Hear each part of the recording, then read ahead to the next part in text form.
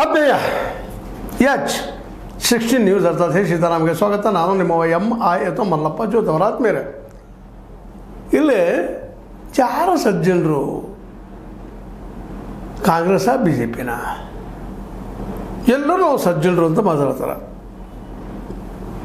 ನಮ್ಮ ಆರೋಗ್ಯಕ್ಕೆ ಅವ್ರು ಹೇಳ್ತಾರೆ ತೆರೆಗಾಳದಲ್ಲ ಇಲ್ಲದ್ರಿ, ಭಾಳ ಕಳತನ ಮಾಡತ್ತೀರಪ್ಪ ನೀವು, ಭಾಳ ಮಾರ್ಕೆಟ್ ಏರ್ಸಾಗಿದ್ದೀರಿ ಅಂತ ಟೀಕೆ ಮಾಡ್ತಾರೆ.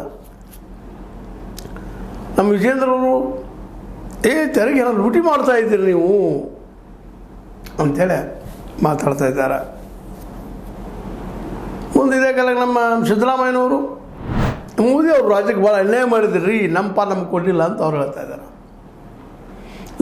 ಇವರೆಲ್ಲರೊಳಗೆ ಯಾರು ಸಜ್ಜನ, ಯಾರು ಸತ್ಯ, ಯಾರು ಜೂಟ್ ಅದು ಸುಳ್ಳ ಅಥವಾ ಯಾರು ಪ್ರಾಮಾಣಿಕ, ಯಾವ ಅಪ್ರಾಮಾಣಿಕ ಅನ್ನೋದು ನಿಮಗೇನು ಬಿಡಿಸಿ ಹೇಳ್ಬೇಕಾಗಿದ್ದಾರೆ. ಹೌದು, ಪ್ರತಿ ವರ್ಷವೂ 50 ಲಕ್ಷ ಬಲ ಟ್ಯಾಕ್ಸ್ ರೂಪದಲ್ಲೇ GST ಬಂತು, ಡೈರೆಕ್ಟ್ ಟ್ಯಾಕ್ಸ್ ಬಂತು, ಇಂಡೈರೆಕ್ಟ್ ಟ್ಯಾಕ್ಸ್ ಬಂತು, ಎಲ್ಲ ಬಂತು. ಒಂದು 50 ಲಕ್ಷ ಕೋಟಿ ರೂಪಾಯಿ ಸೆಂಟ್ರಲ್ ಗೌರ್ಮೆಂಟು ಕಲೆಕ್ಷನ್ ಮಾಡ್ತದೆ. GST ಪಾಲು ಕೊಟ್ಟಿಲ್ಲ ಅನ್ನೋದು ನಮ್ಮ ರಾಜ್ಯ ಸರ್ಕಾರದ ಆರೋಪ. ಸೊ ಸ್ಟ್ರೈಕು ಮಾಡ್ತಿದ್ದ. ಅದರಾಗ ವಿಶೇಷವಾಗಿ BJP ವಿರೋಧಿ ರಾಜ್ಯಗಳೇನಿದ್ದಾವೆ, ಆ ಪಾರ್ಟಿ ವಿರೋಧಿ ರಾಜ್ಯಗಳೇನಿದ್ದಾವೆ, ಅವರೆಲ್ಲರೂ ಒಂದೇ ಧ್ವನಿ, ಇಲ್ಲ ನಮ್ಮ ಪಾಲಿನ ಹಣ ನಮ್ಗೆ ಕೊಡ್ತಾ ಇಲ್ಲ, ₹1 11 ಪೈಸೆ 13 ಪೈಸೆ ಕೊಡ್ತಾರೆ ಅನ್ನುವಂಥ ಆರೋಪ ಮಾಡ್ತಾ ಇರ್ತಾರೆ. ಹೀಗಾಗಿ ಇಲ್ಲಿ ಎಲ್ಲ ಅಭಿವೃದ್ಧಿ ಕಾರ್ಯಗಳು ಸ್ಥಗಿತ ಆಗ್ತಾ ಇದ್ದಾವೆ. ಇದಕ್ಕೆಲ್ಲ ಸೆಂಟ್ರಲ್ ಕಾರಣ ಅಂತ ಇವೆಲ್ಲ ಸ್ಟೇಟ್ ಗೌರ್ಮೆಂಟ್ಗಳು, ಅದರ ಮುಖ್ಯ ನಮ್ಮ ಸಿದ್ದರಾಮಯ್ಯನವರು ಅದು ಲೀಡರ್ಶಿಪ್ ಇದ್ದಾರೆ, ವಾದ ಮಾಡ್ತಾ ಇದ್ದಾರೆ.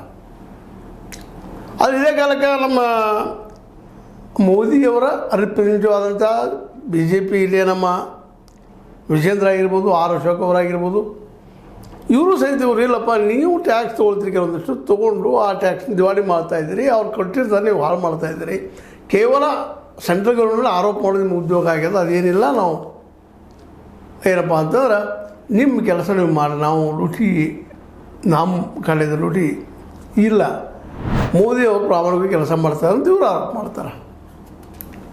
ಇವರಿಬ್ಬರು ತಿಕ್ಕಾಡದಲ್ಲೇ, ಗಂಡ ಹೆಂಡರ ತಿಕ್ಕಾಡದಲ್ಲೇ ಕೂಸು ಬಡವಾಯಿತು ಅಂದಂಗೆ ಪಾಪ ನಮ್ಮ ಪ್ರಜೆಗಳು ಬಡವಾಗ್ತಾಯಿದ್ದಾರೆ. ದಿನನಿತ್ಯ ರೇಟ್ ಹೆಚ್ಚಾಗ್ತಾನೆ ಇದೆ. ಅದಕ್ಕೆಲ್ಲರೂ ಕಾರಣ, ಇವರೆಲ್ಲರೂ ಕಾರಣ. ಅದ್ರ ಜೊತೆಗೆ ಈ ಒಂದು ಕರ್ನಾಟಕದಲ್ಲಿ ಆಡ್ಕೊಳ್ಳಿಕ್ಕೆ ಅಥವಾ ಹೇಳಲಿಕ್ಕೆ ಈ ಒಂದು ಏನಪ್ಪ ಗ್ಯಾರಂಟಿಗಳ ಬಗ್ಗೆ ಟೀಕೆ ವಿರೋಧಿ ಪಕ್ಷಗಳು ಎಲ್ಲ ದುಡ್ಡಿನ ಗ್ಯಾರಂಟಿಗೆ ಹಾಕ್ತಾಯಿದ್ದಾರೆ. 60 ಕೋಟಿ 70 ಕೋಟಿ ತನಕ. ಈಗ ಲಾಸ್ ಆಗ್ಲಿಕ್ಕತ್ತದ, ನಮ್ಮ ಬದುಕು ಕಷ್ಟ ಆಗ್ಲಿಕ್ಕತ್ತದ ಇವರು ಆರೋಪ ಮಾಡ್ತಾರೆ. ಸ್ವತಂತ್ರವಾದ ಮೀಡಿಯಾಗೆ ಬೇಕಾಗಿರುವುದು ಸ್ವತಂತ್ರ ಧ್ವನಿ. ಆ ಸ್ವತಂತ್ರ ಧ್ವನಿ ಉಳಿಸಲು ನೀವು ಮಾಡಬೇಕಾದದ್ದು ಇಷ್ಟೇ. ಅದೇನಪ್ಪಾ ಅಂತಂತಂದ್ರೆ ನಿಮ್ಮ ಕೈಲಾದಷ್ಟು ಸಹಾಯ ಈ ಚಾನಲ್ಗೆ ಮಾಡಿ ಹಾಗೂ ನಿಮ್ಮ ಧ್ವನಿಯನ್ನು ಕಾಪಾಡಿಕೊಳ್ಳಿ. ಅಂದ್ರೆ ಗ್ಯಾರಂಟಿಯಿಂದ ನಮ್ಮ ಅಭಿವೃದ್ಧಿ ಆಗಿಲ್ಲ, ನಮ್ಮ ಅಭಿವೃದ್ಧಿ ಕಾರ್ಯಗಳು ರೊಕ್ಕ ಕೊಡ್ತಾ ಇಲ್ಲ ಅಂತೇಳಿ ಇವರು ಅಂತಾರ. ಅದೇ ಕಾಲಕ್ಕೆ ನಮ್ಮ ಸಿದ್ದರಾಮಯ್ಯನವರು ಗ್ಯಾರಂಟಿ ಜೊತೆಗೆ ಇನ್ನುಳಿದ ಅಭಿವೃದ್ಧಿ ನಾವು ದುಡ್ಡು ಹಾಕ್ತಾ ಇದ್ದೀವಿ ಅನ್ನುವಂಥ ಪ್ರತ್ಯಾರೋಪ ಮಾಡ್ತಾ ಇದ್ದಾರೆ. ಅಂದ್ರೆ ಇವೇನು ನಡೆದಪ್ಪ ಅಂದರೆ ಇವ್ರ ಮಧ್ಯದಲ್ಲೇ ಒಬ್ಬರೊಬ್ರು ಹಾಕ್ತಾ ಆರಾಮ ವಿರೋಧ ಪಕ್ಷದವರು ಇದ್ದಾರೆ, ಆಡಳಿತ ಪಕ್ಷದವರು ಇದ್ದಾರೆ. ಅದು ಒಂದು ಮಾತ್ರ ಗ್ಯಾರಂಟಿ, ಅದರಲ್ಲಿ 2 ಮಾತಿಲ್ಲ. ಈ ಗ್ಯಾರಂಟಿಗಳಿಂದ ಸ್ವಲ್ಪ ದುಡ್ಡು ಬಂದು ಹತ್ತಲಿಕ್ಕತ್ತದ ಜನರಿಗೆ ಅಂತೇಳಿ. ಆದರೆ ಅದು ಸರಿ ಅಲ್ಲ ಅನ್ನೋದು ಆ ಮಾತು ಬೇರೆ. ಯಾಕಂದರೆ ಗ್ಯಾರಂಟಿ ಕೊಡೋದ್ರಿಂದ ನಮ್ಮ ಅಭಿವೃದ್ಧಿ ಆಗ್ತೈತಿ ಅನ್ನೋದು ಭಾಳಷ್ಟು ತಜ್ಞರ ಪ್ರಕಾರ ತಪ್ಪಂತ. ಇದೇನು ಒಂದು ಮಾತು ಬಂದು ಇದರಲ್ಲಿ ಭಾಳ ಹೆಲ್ಪ್ ಆಗ್ಯದ.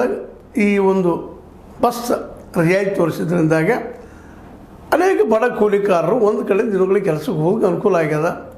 ರೈತರಿಗೆ ತಮ್ಮ ವಸ್ತುಗಳನ್ನ ಹೆಣ್ಮಕ್ಳು ಗಳಿಸ್ತಾ ಇದ್ದಾರೆ. ಇವತ್ತು ಮಾರ್ಕೆಟ್ಗೆ ಹೆಣ್ಮಕ್ಳ ಕೈಯಲ್ಲಿ ಮಾರ್ಕೆಟ್ ಬರ್ತಾ ಇದೆ. ನಿಜವಾಗಿ ಇವತ್ತು ಕಾಯಿಪಲ್ಲೆ ಮಾರ್ಕೆಟ್ ಇರ್ಬೋದು, ಅದು ನಮ್ಮ ಬಜಾರ್ ಇರ್ಬೋದು, ಮತ್ತಾವುದು ಇರ್ಬೋದು. ನಿಧಾನಕ್ಕೆ ಹೆಣ್ಮಕ್ಳ ಕೈಯಲ್ಲೇ ಆ ವಸ್ತುವನ್ನು ತಂದು ಮಾರಾಟ ಮಾಡಲಿಕ್ಕೆ ಅವ್ರ ಬಾಡಿಗೆ ಇಲ್ಲಲ್ಲ, ಅವ್ರಿಗೆ ಅವ್ರ ಪೇಮೆಂಟ್ ಇಲ್ಲ, ಅವ್ರದ್ದು ಇಲ್ಲದ ಕೈ ಫ್ರೀ ಆಗಿರೋದನ್ನ ಬಸ್ಸ ಅವ್ರು ಮಾರ್ತಾ ಇದ್ದಾರೆ. ಅದರಿಂದ ಅಭಿವೃದ್ಧಿ ಆಗ್ಲಿಕ್ಕತ್ತದ ಅನ್ನೋಂಥ ಒಂದು ವಾದು ಇಲ್ಲದ.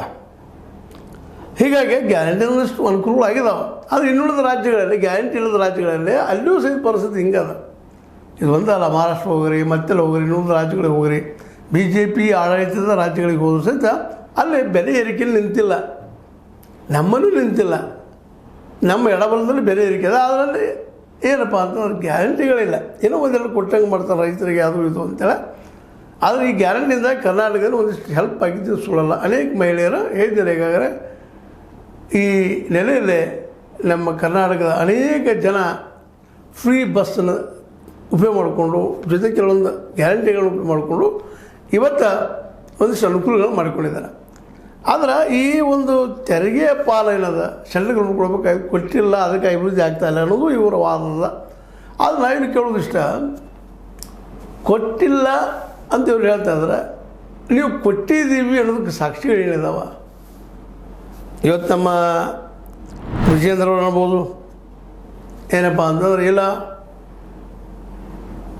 ತೆರಿಗೆ ದುಡ್ಡನ್ನ ಇವರೇ ವಾಸ ಮಾಡ್ಕೋತಾರೆ, ಇವರ ಏನಪ್ಪ ಅಂದ್ರೆ ಹಾಳು ಮಾಡ್ತಾಯಿದ್ದಾರೆ, ಗ್ಯಾರಂಟಿ ಜಾಬ್ ಮಾಡ್ಕೋತ ರಾಜ್ಯವನ್ನು ಅಭಿವೃದ್ಧಿ ವಿಹೀನ ಮಾಡ್ತಾ ಇದ್ದಾರೆ ಅಂತೇಳಿ ಇವತ್ತು ಹೇಳ್ತಾ ಇದ್ದಾರೆ ವಿಜೇಂದ್ರವರು. ಹಾಗಾದ್ರೆ ಸೆಂಟ್ರಲ್ ಗೌರ್ಮೆಂಟ್ ತನ್ನ ಪಾಲನೆ ಕೊಡ್ತಾ ಅನ್ನೋದಕ್ಕೆ ಅವ್ರಿಗೆ ಉತ್ತರ ನೇರವಾಗಿ ಬರ್ತಾ ಇಲ್ಲ.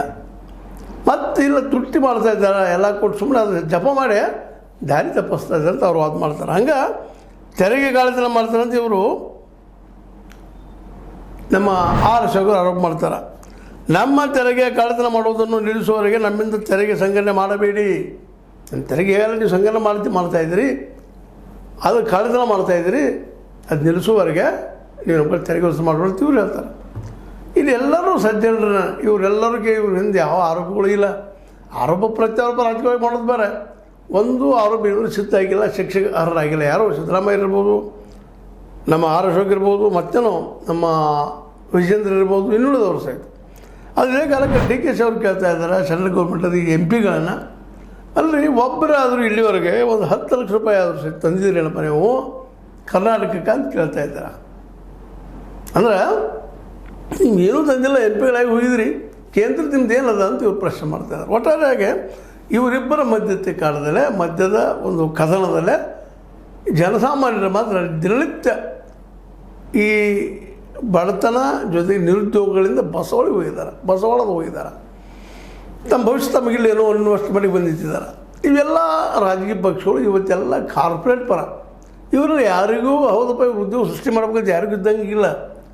ಮತ್ತು ಇವು ಎಲ್ಲ ರಾಜಕಾರಣಿಗಳಿಗೆ ಅಥವಾ ಅದು ಎರಡೂ ಪಕ್ಷಗಳಿಗೆ ಅಥವಾ ಇನ್ನೊಂದು JDS ಅವ್ರಿಗೂ ಆಯಿತು, ಯಾವ ಮೂಲಕ ನಾವು ಉತ್ಪನ್ನಗಳು ಹೆಚ್ಚು ಮಾಡ್ಬೋದು, ಉದ್ಯೋಗ ಸೃಷ್ಟಿ ಮಾಡ್ಬೋದು, ಯಾರಲ್ಲೂ ಒಂದು ಖಚಿತವಾದಂಥ ಒಂದು ರೂಪರೇಷೆ ಇಲ್ಲ, ಯೋಜನೆ ಇಲ್ಲ, ಅದನ್ನು ಅನುಷ್ಠಾನಕ್ಕೆ ತರ್ತಾ ಇಲ್ಲ. ಇದು ಬಹಳ ಮಹತ್ವದ.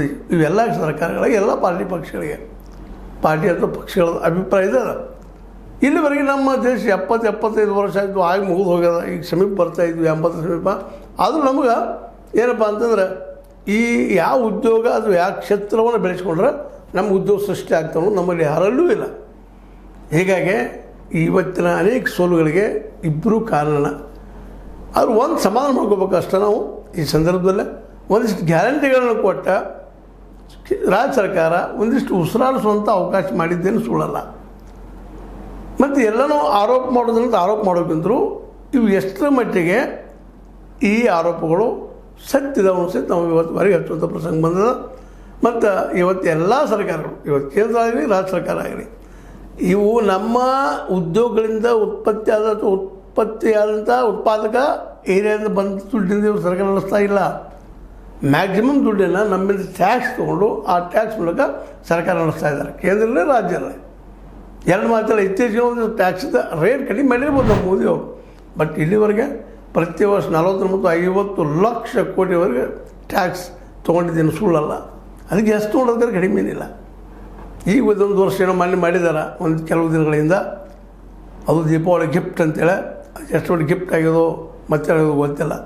ಒಟ್ಟಾರೆಯಾಗಿ ಟ್ಯಾಕ್ಸ್ ಜನಸಾಮಾನ್ಯರು ವಸೂಲು ಮಾಡುವಲ್ಲೇ ಎರಡೂ ಸರ್ಕಾರಗಳು, ಕೇಂದ್ರ ಮತ್ತು ರಾಜ್ಯ ಸರ್ಕಾರಗಳು ಅತ್ಯಂತ ಸಿದ್ಧಹಸ್ತರು ಅನ್ನೋದು ಸತ್ಯ ಅಂತ ಹೇಳ್ತಾ, ಇದು ಈ ತೆರಿಗೆ ಗಾಳತನ ಅಥವಾ ತೆರಿಗೆ ಕದಿಯುತನ ಏನದಲ್ಲ, ಇದು ನಿಶ್ಚಿತವಾಗಿಯೂ ಎರಡೂ ಪಕ್ಷಗಳು ಅಥವಾ 3 ಪಕ್ಷಗಳು ಮಾಡೋದರಿಂದಾಗಿ ಇವತ್ತು ನಾವೆಲ್ಲರೂ ಸೋತು ಹೋಗಿದ್ದೀವಿ ಅನ್ನೋ ಮಾತು ಸತ್ಯ ಅಂತ ಹೇಳ್ತಾ, ಇವು ಸುಮ್ಮನೆ ಜಗಳದ ಹೇಳ್ತಾರೆ ಅನ್ನೋ ಮಾತನ್ನು ಮತ್ತು ಹೇಳ್ತಾ, ಇದು ನಿಮ್ಗೆ ಲೈಕ್ ಆಗಿರ್ಬೋದು, ಲೈಕ್ ಮಾಡಿ, ಶೇರ್ ಮಾಡಿ, ಕಮೆಂಟ್ ಮಾಡಿ, ಜೊತೆ ಸಬ್ಸ್ಕ್ರೈಬ್ ನಿಲ್ಲಿಸ್ಬಾರ್ರಿ. H60 ನ್ಯೂಸ್ ಅರ್ಥ ದೇಶ ತಲೆಮೆ ಸತ್ಯ ಕೈಗಡೆ ವಂದನೆಗಳು.